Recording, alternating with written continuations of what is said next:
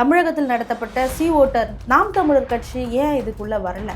இல்லை, முதல்ல இது வந்து ஒரு கருத்து கணிப்பே இல்லை, இது வந்து ஒரு கருத்து திணிப்பு தான். இப்போ கட்சி ஆரம்பிச்சிருக்கக்கூடிய விஜய்க்கு வந்து 18 விழுக்காடு கொடுக்குறீங்க.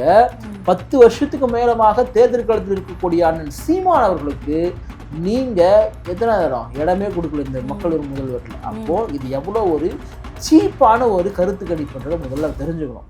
இந்த கருத்து கணிப்பை நான் முற்று முதலமாக ஏற்கலை, இதை நம்ம எதிர்க்கிறோம். இது வந்து ஒரு சரியான ஒன்றே கிடையாது. இன்றைக்கு மாற்றா யாரை பார்க்குறாங்க அப்படின்னா, விஜயை வந்து எந்த அளவுக்கு பார்க்குறாங்களோ அதை விட கூடுதலாக வந்து இளைஞர்கள், அரசியல் தெரிந்தவர்கள் அண்ணன் சீமானை தான் பார்ப்பாங்க. இதுதான் உண்மை. விஜய் சொல்றாரு இல்லையா, இங்க போட்டியே டிஎம்கேக்கும் டிவிகேக்கும் தான். நேற்று வந்து நீ 2 பேருக்கு போட்டினா இங்கே கட்சி வச்சிருக்கக்கூடிய சீமானெலாம் எங்கே போகிறது? தமிழ்நாட்டில் இன்றைக்கு அதிகாரப்பூர்வமாக நடக்கக்கூடிய போட்டின்றது 4 முனை போட்டி. நீங்கள் சொல்லக்கூடிய டிஎம்கே, டிவிகே, ஏடிஎம்கே, அதையும் தாண்டி எளிய மக்களால் உருவாக்கப்பட்ட நாம் தமிழர் கட்சி, என்டிகே ஒரு கட்சி இருக்கு. அப்போ இவங்க சொல்லக்கூடிய மற்றவை ஓட்டு யாருக்கு அப்படின்னா, அது முழுக்க முழுக்க அண்ணன் சீமான் அவர்களுக்கும் நாம் தமிழர் கட்சிக்குமே தான். 8 விழுக்காடு தான் இன்னைக்கு சீமான் அவர்கிட்ட இருக்கு, 8.2 தான் இருக்கு. அது வந்து குறைஞ்சிடும், சரிஞ்சிடும், அந்த ஓட்டை வந்து விஜய் வாங்கிடுவார், இவர் வாங்கிடுவார், அவர் வாங்கிடுவார் சொல்லிட்டு வாயாலே வடை சுட்டுக்கிறாங்க. அதுக்கு நிரூபிக்கிறதுக்குமான எந்த விதமான இதுவுமே இல்லை. இங்கே பாருங்கள், இந்த 2026 தேர்தலில் நாம் தமிழ் கட்சியோட வாக்கு வங்கி எவ்வளோ உயரப்போகுது. எனக்கு தெரிஞ்சு நாம் தமிழ் கட்சி வந்து ஒழிஞ்சிரும், அப்படியே குறைஞ்சிரும், டெபாசிட் இல்லாமல் போய்ட்டு சொல்லக்கூடியதெல்லாம் ஏமாற்று வேலை. அது முழுக்க முழுக்க இங்கே இருக்கக்கூடிய கார்ப்பரேட் ஊடகங்கள் அல்லது கார்ப்பரேட் வழியாக இருக்கக்கூடிய இது போன்ற கருத்து கணிப்புகள் நாம் தமிழ் கட்சியை மழுங்கடிக்க பார்க்குறாங்க. அதெல்லாம் ஒரு காலமும் மழுங்கடிக்கவே முடியும். திரு விஜய் அவர்கள் உள்ளபடியே வந்து ஏடிஎம்கே போயிட்டாருன்னா திமுகன்ற கட்சி திருப்பி வராமல் போகிறதுக்குள்ள வாய்ப்பு இருக்குது. ஏன்னா நீங்கள் ஒரு பாப்புலரான முகம், உங்ககிட்ட தான் வந்து சிங்கு போட்டுக்குது. ஆனால் எல்லாரும் விமர்சனம் பண்ணுறாங்க, அணில் போட்டுக்குது விமர்சனம் பண்ணுறாங்க. நம்ம அப்படி சொல்ல வரல. நீங்கள் ஒருவேளை அப்படி போயிட்டா கூட வெற்றி பெறதுக்கான வாய்ப்பு எல்லாம் இருக்குது. ஆனால் இங்கே நான் தனியாக தான் நிற்பேன், சிங்கம் நான் தான் இங்கே தனியாக இருப்பேன் அப்படின்னா அதெல்லாம் வந்து 5 ரூபாய்க்கு பிரயோஜனம். 2026 அணிலா புலியா? நம்ம அவங்கள வந்து அணில் கூட்டம் நான் சொல்லலை. ஆனால் அவங்களுடைய அப்பா திரு விஜயே தங்களை அணில்கள், நாங்கள் ஜெயலலிதா அவர்களுக்கு அணில்கள் போல வேலை செஞ்சதை சொன்னாங்க. நீங்கள் எனக்கு தெரிஞ்சு நாம் தமிழ் கட்சி தான் நிச்சயமாக தமிழக வெற்றி கழகத்தை விட கூடுதலான வாக்கு வங்கியை வந்து வாங்கும். இன்னைக்கு எத்தனையோ அரசு நிகழ்ச்சிகள் நடத்தப்படும் பொழுது, எத்தனையோ அரசு கட்டணங்கள் திறக்கப்படும் பொழுது அதுக்கான கடைக்கால் போடுவாங்கல்ல, அதுக்கு பூஜை பண்ணிட்டு இருக்காங்க இதே கவர்மெண்ட். இது பெரியார் கவர்மெண்டா? இது இப்போ பெரியாருடைய கொள்கை தடங்கள் வச்சுக்கூடிய விஜய் அவர் என்ன பண்ண மாநாட்டுக்கு புஷ்கானது போட்டு பூஜை போடுறாரு, பந்தக்கான பூஜை போடுறாரு. இதெல்லாம் இந்த தமிழ்நாட்டினுடைய இந்த முற்போக்குத்தனத்தை மிகப்பெரிய பிற்போக்குத்தனமாக கொண்டு போயிட்டு இருக்காங்க. அண்ணன் சீமான நீ சங்கின்னு சொல்ற, எங்கேயாவது போயிட்டு சீமான நாம் தமிழ் கட்சியோ மாநாடு நடத்து பந்தக்கால் நட்டாங்களா எங்கன்னா போயிட்டு, இல்லை அண்ணன் சீமான எங்கன்னா போய் பூஜை போட்டாரா? எத்தனை அரசியல் கட்சிகள் முற்போக்கு முகமிடமிட்டு பெரியாரு சொல்லிட்டு பேசக்கூடிய பல கட்சிகள் கூட பார்த்தீங்கன்னா, அவன் அந்த நிகழ்ச்சியில் பார்த்தீங்கன்னா பெண்களை அரைகுறை ஆடியோட வந்து ஆட வைக்கிறான். நீ பெண்களை வந்து ஆட வச்சு பார்க்குறன்னா உன் மனசு எப்படிப்பட்ட கேவலமான மனசு. அப்போ அந்த பெண்களை நீ வந்து ஒரு போதைப் பொருளை தானே பயன்படுத்துகிற. நான் தான் சொல்கிறேன்ல, நாம் தமிழ் கட்சி மற்ற எல்லா கட்சிகளை விட அது வந்து டிஃப்ரெண்ட்டான ஒரு கட்சி. ஏன்டானா அவங்க எல்லாவற்றிலும் ஒரு நேர்த்தியை வந்து கடைபிடிக்கணும்னு நினைக்கிறாங்க, எல்லாவற்றுமே ஒரு ஒழுங்கு வந்து கடைபிடிக்கணும்னு நினைக்கிறாங்க. அப்படிப்பட்டவர்கள் தான் நாம் தமிழ் கட்சியில் இணைவாங்க.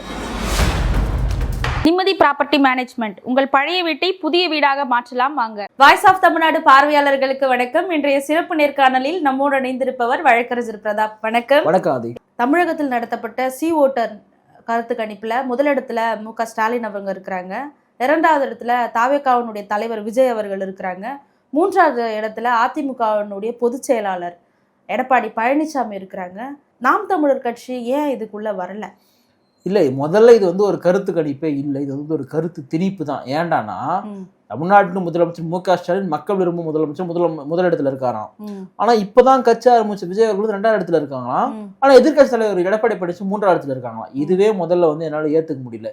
இதுல இன்னைக்கு நீங்க கருத்து கணிப்பு அப்படின்னு போனீங்கன்னா, இன்றைக்கு மாற்றா யாரை பார்க்குறாங்க அப்படின்னா, விஜயை வந்து எந்த அளவுக்கு பார்க்குறாங்களோ அதை விட கூடுதலாக வந்து இளைஞர்கள், அரசியல் தெரிந்தவர்கள் அண்ணன் சீமானை தான் பார்ப்பாங்க. இதுதான் உண்மை. இவங்க மற்றவைகள் இது சீமானவர்கள் இதுக்குள்ள வரவே இல்லைன்னு சொல்லிட்டு எவ்வளவுதான் இவங்க மூடி வச்சாலும் அதெல்லாம் ஒண்ணுமே செய்ய முடியாது. முதல்ல இந்த ஓட்டருடைய கருத்து கணிப்பே முதல்ல நான் ஏற்கலை. ஏன்னா மக்கள் விரும்பும் முதலமைச்சர் எப்படி ஸ்டாலின் இருப்பாருன்னு எனக்கு ஒரு கேள்வி இருக்குது. ஏன்டானா இந்த திமுக அரசின் மீது அவ்வளோ பெரிய அதிருப்தி மக்களுக்கு இருக்கு. நான் சொல்லக்கூடியது எல்லா சமூக மக்களுக்குமே தமிழ்நாட்டில் வந்து இருக்கு. அப்படி இருக்கும் பொழுது இவ்வளோ அதிருப்தியை சம்பாதிச்சு வச்சிருக்கக்கூடிய ஸ்டாலின் அவர்கள் எப்படி முதல் இடத்துல இருப்பார்? சரி, ரெண்டாவது இடத்துல விஜய் இருக்காரு. அதுவும் பார்த்தீங்கன்னா எடப்பாடி பழனிசாமியே வந்து பின்னுக்கு வந்து தள்ளிட்டாருன்னா, அதிமுக இன்றைக்கும் வாக்கு வங்கி வலுவாக உள்ள ஒரு கட்சி. இன்றைக்கும் பார்த்தீங்கன்னா தமிழ்நாட்டில் திமுக அதிமுக தான் பெரும்பான்மையான வாக்கு வங்கி உள்ள ஒரு கட்சியாக இருக்காங்க. அப்படி இருக்கும் பொழுது எடப்பாடி பழனிசாமி எப்படி பின்னாடி வந்து போயிருப்பாரு, அவர் எப்படி விஜய் அவர்கள் முன்னாடி வந்து வந்திருப்பாரு? ரைட், நீங்கள் இப்போ கட்சி ஆரம்பிச்சிருக்கக்கூடிய விஜய்க்கு வந்து 18 விழுக்காடு கொடுக்குறீங்க. 10 வருஷத்துக்கு மேலமாக தேர்தல் களத்தில் இருக்கக்கூடிய அண்ணன் சீமான் அவர்களுக்கு நீங்க எத்தனை இடமே கொடுக்கல இந்த மக்கள் ஒரு முதல்வர்ல. அப்போ இது எவ்வளோ ஒரு சீப்பான ஒரு கருத்து கணிப்புன்றத முதல்ல தெரிஞ்சுக்கணும். இந்த கருத்து கணிப்பை நான் முதலமா ஏற்கலை, இதை நம்ம எதிர்க்கிறோம். இது வந்து ஒரு சரியான ஒன்றே கிடையாது. சரி, கட்சிகளுக்கு கொடுக்கக்கூடிய முக்கியத்துவம் அப்படின்னு பார்த்தா அதுலேயுமே திமுக அதிமுக டிவிகே அப்படின்னு சொல்லக்கூடியது ரொம்ப அற்பமானது, அயோக்கியத்தனமானது. ஏன்டானா தமிழ்நாடு நடக்கக்கூடிய மும்முனை போட்டி கிடையாது. திரு விஜய் சொல்றாரு இல்லையா, இங்க போட்டியே டிஎம்கேக்கும் டிவிகேக்கும் தான். நேற்று வந்து நீ 2 பேருக்கு போட்டினா இங்க கட்சி வச்சிருக்கக்கூடிய சீமானெல்லாம் எங்க போறது? ஆனா இங்க நான் தான் முதல்வர் சொல்லிருக்கக்கூடிய பாமகலாம் எங்க போறதுன்னு நம்ம கேட்கிறோம். நம்ம இன்னைக்கு பாமக வந்து எப்படி வந்து இந்த இந்தியா கூட்டணி அதிமுக கூட தான் போயிடுவாங்க, அது தெரிஞ்ச விஷயம் தான். இருந்தாலுமே தமிழ்நாட்டில் இன்றைக்கு அதிகாரப்பூர்வமாக நடக்கக்கூடிய போட்டின்றது 4 முனை போட்டி. நீங்க சொல்லக்கூடிய டிஎம்கே டிவிகே ஏடிஎம்கே அதையும் தாண்டி எளிய மக்களால் உருவாக்கப்பட்ட நாம் தமிழர் கட்சி என்டிகே ஒரு கட்சி இருக்கு. அப்போ இவங்க சொல்லக்கூடிய மற்றவை ஓட்டு யாருக்கு அப்படின்னா அது முழுக்க முழுக்க அண்ணன் சீமான் அவர்களுக்கும் நாம் தமிழர் கட்சிக்குமே தான். 8 விழுக்காடு தான் இன்னைக்கு சீமான் அவர்கிட்ட இருக்கு, 8.2 தான் இருக்கு. அது வந்து குறைஞ்சிரும் சரிஞ்சிரும், அந்த ஓட்டை வந்து விஜய் வாங்கிடுவாரு இவர் வாங்கிடுவார் அவர் வாங்கிடுவார் சொல்லிட்டு வாயாலே வடை சுட்டுனுக்குறாங்க. அதுக்கு நிரூபிக்கிறதுக்குமான எந்த விதமான இதுவுமே இல்லை. அப்படி நீங்கள் வந்து குறைஞ்சிரும் உடஞ்சிரும் அப்படின்னா நீங்கள் நாம் தமிழ் கட்சிக்கு ஒரு பேசப்பட பொருளாக எல்லாமே என்னைக்கோ போயிட்டு இருக்குமே. 1 விழுக்காட்டில் இருந்த ஒரு கட்சி படிப்படியாக வளர்ந்து தமிழ்நாட்டு மக்களுடைய ஆதரவை பெற்று தனித்தே நின்று யாருடைய தயவும் இல்லாமல் வாக்கிற்கு பணம் கொடுக்காமல் இன்றைக்கு அங்கீகரிக்கப்பட்ட கட்சியா ஒரு கட்சி மாறி இருக்குன்னா அதை வந்து ஒரு நடிகர்லாம் வந்து கரைச்சிட முடியாது ஒழிச்சிட முடியாதுன்றதை நம்ம தெளிவாக சொல்ல விரும்புகிறோம். நீங்கள் பாருங்க, இந்த 2026 தேர்தலில் நாம் தமிழ் கட்சியோட வாக்கு வங்கி எவ்வளோ உயரப்போகுது. எனக்கு தெரிஞ்சு அப்படியே டபுள் மடங்கு உயரத்துக்கான வாய்ப்புகள் கூட ரொம்பவே அதிகம் தான். இதை நான் சொல்லலை, தமிழ்நாட்டினுடைய அரசியல் திறனாய்வாளர் இருக்கக்கூடிய ஐயா ரவீந்திரன் துரைசாமி போன்றவர்களே சொல்லக்கூடியது. நிச்சயமா திரு சீமானுக்கு 18 விழுக்காடு ஓட்டு கிடைக்கும் அப்படின்றதா அவர் வந்து சொல்லக்கூடிய ஒன்று. அதனால நாம் தமிழ் கட்சி வந்து அழிஞ்சிரும் ஒழிஞ்சிரும் அப்படியே குறைஞ்சிரும் டெபாசிட் இல்லாமல் போயின்னு சொல்லக்கூடியதெல்லாம் ஏமாற்று வேலை. அது முழுக்க முழுக்க இங்கே இருக்கக்கூடிய கார்ப்பரேட் ஊடகங்கள் அல்லது கார்ப்பரேட் வழியாக இருக்கக்கூடிய இது போன்ற கருத்து கணிப்புகள் நாம் தமிழ் கட்சியை மழுங்கடிக்க பார்க்குறாங்க. அதெல்லாம் ஒரு காலமும் மழுங்கடிக்கவே முடியாது. நாம் தமிழர் கட்சியை பார்த்து திமுகக்கோ தாவேக்காக்கோ இல்லை அதிமுகக்கோ இங்கே இருக்கக்கூடிய இதர கட்சிகளுக்கோ ஒரு விதமான பதற்றம் ஏற்படுத்தல, இவங்க உண்மையை உடைச்சிருவாங்கன்னு. இந்த நிலை எப்படி உருவாக்குனாங்க? ஏன் அப்படின்னா இன்னைக்கு திரு விஜய் என்ன சொல்றாரு, திமுக ஊழல் கட்சி திமுக குடும்ப கட்சி அப்படின்னு சொல்லிட்டு அதிமுக குளோரிஃபை பண்றாரு. அப்ப அதிமுக என்ன உன்னதமான கட்சி ஒரு கேள்வி வருது இல்லையா? அதிமுகவில் அதன் பொதுச் செயலராக இருந்தவர் தமிழ்நாட்டை ஆட்சி செய்த அம்மையார் ஜெயலலிதா அவர்களே ஊழல் குற்றவாளி என்று நீதிமன்றத்தால் சொல்லப்பட்டவர், சிறையில் இருந்தவர். வெளியே வந்து பெயில் வந்தாலும் கூட லாஸ்ட் ஜட்மெண்ட் வந்து அவங்க குற்றவாளி தான் சொல்லி சுப்ரீம் கோர்ட்ல வந்தது. அப்போ அப்படிப்பட்ட ஒரு கட்சியை நீங்கள் வந்து குளோரிஃபை பண்ண பார்க்குறாரு விஜய். ஏன்டானா எனக்கு இருந்தாலும் நமக்கு ஒரு இங்கே சரிப்பட்டு வரலன்னா நம்ம அங்கே போயிடலாம், அப்போதான் ஆட்சிக்கு வர முடியும். நான் ஒன்று சொல்கிறேன், திரு விஜய் அவர்கள் உள்ளபடியே வந்து ஏடிஎம்கேக்கு போயிட்டாருன்னா திமுகன்ற கட்சி திருப்பி வராமல் போகிறதுக்கு வாய்ப்பு இருக்குது. ஏன்னா நீங்கள் ஒரு பாப்புலரான முகம், உங்ககிட்ட தான் வந்து சிங்க கூட்டங்குது. ஆனால் எல்லாரும் விமர்சனம் பண்ணுறாங்க, அணில் கூட்டங்குது விமர்சனம் பண்ணுறாங்க. நம்ம அப்படி சொல்ல வரல. நீங்கள் ஒருவேளை அப்படி போயிட்டா கூட வெற்றி பெறதுக்கான வாய்ப்புகள்லாம் இருக்குது. ஆனால் இங்கே நான் தனியாக தான் நிற்பேன், சிங்கம் நான் தான் இங்கே தனியாக இருப்பேன் அப்படின்னா அதெல்லாம் வந்து 5 ரூபாய்க்கு பிரயோஜனம் கிடையாது. 2026 ஏன்னா சிங்கம் வந்து தனியாக நின்னாலும் 5 ரூபாய்க்கு பிரயோஜனம் கிடையாது. சிங்கத்துக்கெல்லாம் யாரும் வந்து ஓட்டெல்லாம் வந்து போட மாட்டாங்க. இங்கே மக்களுக்காக உழைக்கக்கூடிய, மக்களுக்காக போராடக்கூடிய, தமிழ்நாட்டிற்காக பேசக்கூடிய, தமிழ் தேசியக்காக பேசக்கூடிய யாரோ அவங்களுக்கு தான் இளம் தலைமுறையோட வாக்கு வந்து கிடைக்கும். அந்த இளம் தலைமுறையோட வாக்கு, அந்த படித்தவங்களுடைய வாக்கு, தமிழ் தேசியத்திற்கான வாக்கு யாருக்கிட்ட இருக்குன்னா அது நாம் தமிழ் கட்சி கிட்ட தான் இருக்கு, அது சீமான் கிட்ட தான் இருக்கு. அதை வந்து ஒரு நடிகர்லாம் அறுவடை பண்ண முடியவே முடியாது. 2026 அணிலா புலியா? 2026 வந்து அணிலா புலியா அப்படின்ற கேள்வி வந்து இது நம்ம நம்ம அவங்கள வந்து அணில் கூட்டம் நான் சொல்ல. ஆனா அவங்களுடைய அப்பா திரு விஜயே தங்களை அணில்கள், நாங்கள் ஜெயலலிதா அவர்களுக்கு அணில்கள் போல வேலை செஞ்சோன்றத சொன்னாங்க. நீங்க எனக்கு தெரிஞ்சு நாம் தமிழர் கட்சி தான் நிச்சயமாக தமிழக வெற்றி கழகத்தை விட கூடுதலான வாக்கு வங்கியை வந்து வாங்கும். ஒருவேளை வந்து டிவிக்கே தான் அதிகமான வாக்கு வங்கியை வாங்குது அப்படின்னா நான் உள்ளபடியே தமிழ் சமூகத்தை பார்த்து நான் வேதனைப்படுகிறேன். ஏன்னா திரு விஜய் போன்றவர்கள் நடிகராக வந்தார், நம்ம நடிகராக இருக்காருக்கா அவங்க எதிர்க்கலாம் தேவையில்லை. ஆனா ஒரு ஆக்கப்பூர்வமான அரசியலை முன்னெடுப்பவரை காட்டிலும் ஒரு புகழ்பெற்றவருக்காக நாங்கள் ஓட்டு போடுவோம்னு சொல்லக்கூடிய அந்த மனநிலை தமிழ்நாட்டினுடைய அரசியலை பார்த்து நான் வேதனைப்படுகிறேன். இந்த நிலை நிச்சயமாக மாற வேண்டும் அப்படின்னு தான் நான் வந்து நினைக்கிறேன். உள்ளபடியே தமிழ்நாட்டு மக்கள் அப்படி யோசிக்க மாட்டாங்க. இன்றைக்கு 3வது அணியாக ஒரு மாற்று அணியாக அண்ணன் சீமான் அவர்களை தான் மக்கள் தேர்ந்தெடுப்பார்கள் நான் நம்புகிறேன். அது வருகின்ற நாட்கள் எப்படி இருக்குன்றதை நம்ம பொறுத்திருந்து தான் பார்க்கணும். சமூக வலைத்தளத்துல மரங்களுக்கு முத்தம் கொடுக்குற மாதிரி ட்ரோல் பண்ணிட்டு இருக்கிறாங்க இல்லையா? நாங்கெல்லாம் உயிர்களையும் தாண்டி நாங்க மரங்களையும் காதலிப்போம் மாறுங்கள் எல்லாம் சொல்லிட்டு ரொம்ப ட்ரோல் பண்றாங்க இல்லையா? இவங்களுக்குலாம் நீங்க என்ன சொல்ல வரீங்க? இல்ல, மரங்களுக்காக ஒருத்தர் மாடு போடுறாரு, அதை போயிட்டு ஒருத்தர் விமர்சனம் பண்றான்னா அவனை மாதிரி ஒரு அயோக்கியம் அவனுமே கிடையாது. ஏண்டானா இந்த உலகன்றது உனக்கு மட்டும் சொந்தம் கிடையாது, எனக்கு மட்டும் சொந்தம் கிடையாது, ஒவ்வொரு உயிரினங்களுக்கும் சொந்தம். இந்த உலகத்தில் நம்மை விட அதிகமாக இருக்கக்கூடிய இயற்கை, அதனுடைய நிலவளங்கள், அதனுடைய மரம் செடி கொடிகள், அந்த மரத்தெல்லாம் நான் வந்து வெட்டி வீழ்த்துருவேன், ஒரு மரத்தை கூட இங்கே வைக்க மாட்டேன், ஃபுல்லாத்தையும் நான் வந்து வெட்டிட்டு எல்லாத்தையும் ரியல் எஸ்டேட் போட்டுருவேன் நான் அப்படின்னு சொன்னால் அதுக்கு வந்து ஆதரவு தெரிவிப்பானுங்க. ஏண்டானா இவனுங்க எல்லாருமே பார்த்தீங்கன்னா இங்கே பெரிய பெரிய ரியல் எஸ்டேட் முதலாளிகளாக இருப்பானுங்க.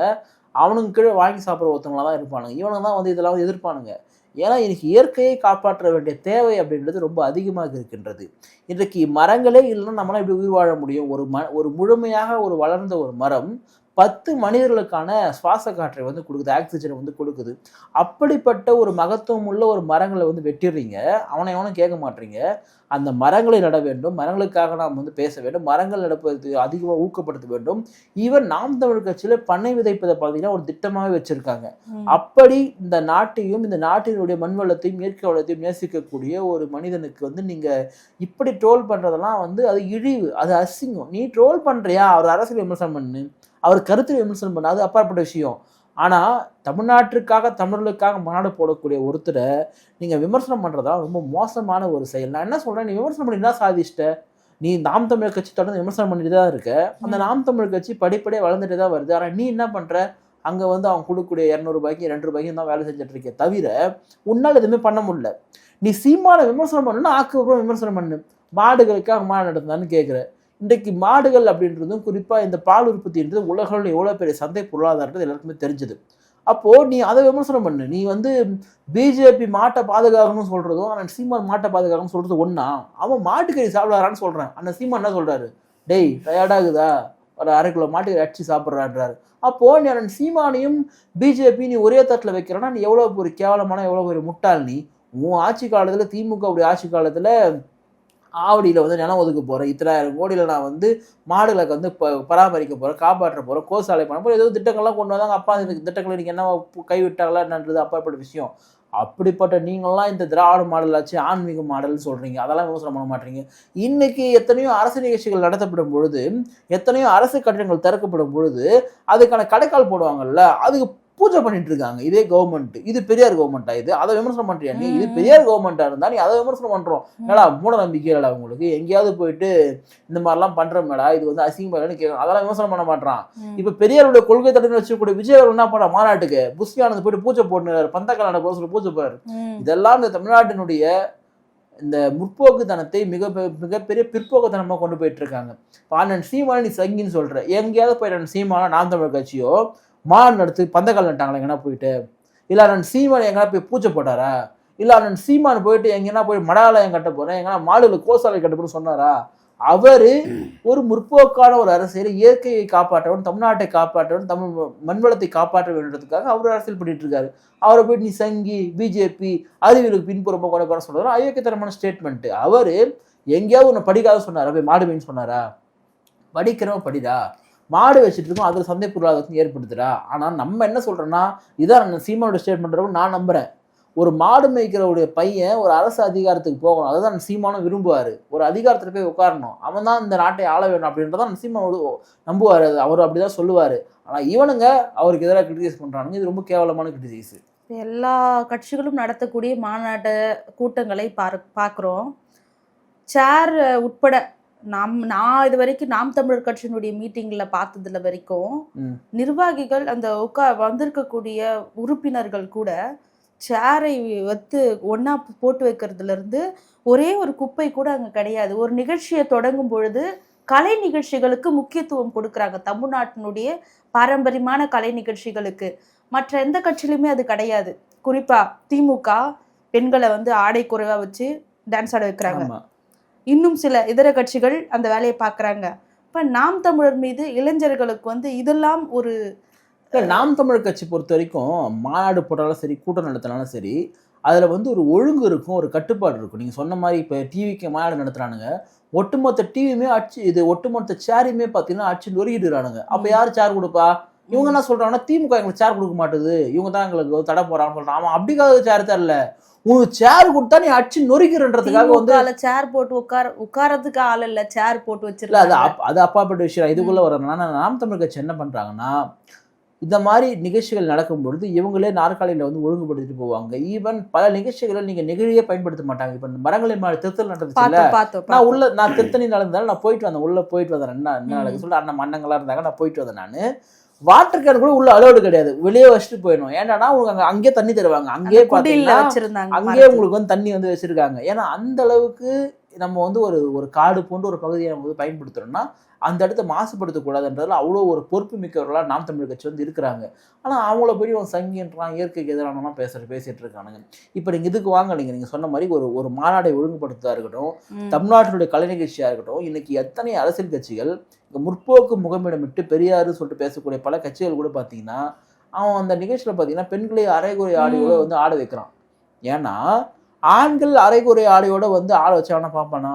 நீ பெண்களை ஆட வச்சு பார்க்குறன்னா உன் மனசு எப்படிப்பட்ட கேவலமான மனசு. அப்போ அந்த பெண்களை நீ ஒரு போதைப் பொருளை தானே பயன்படுத்துகிற. அப்படி பயன்படுத்தி தான் நீ கூட்டத்தை சேர்ப்ப. இது எவ்வளோ ஒரு கேவலன்றதை நம்ம சொல்ல கடமைப்பட்டிருக்கோம்.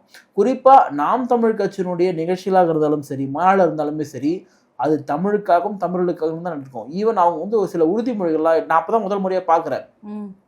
அகவணக்கம்ன்றாங்க, கை வச்சுட்டு அமைதியாக இருக்கணும், உறுதிமொழி ஏற்கிறாங்க. ஒரு பின் ட்ராப் சைலண்ட் கூட ஒருத்தங்க கூட பார்த்தீங்கன்னா எந்த ஒரு அசைவுமே பண்ணல. அந்த அளவுக்கு நேர்த்தியாக அந்த நாம் தமிழ் கட்சியுடைய கூட்டங்கள்லாம் நடக்குது.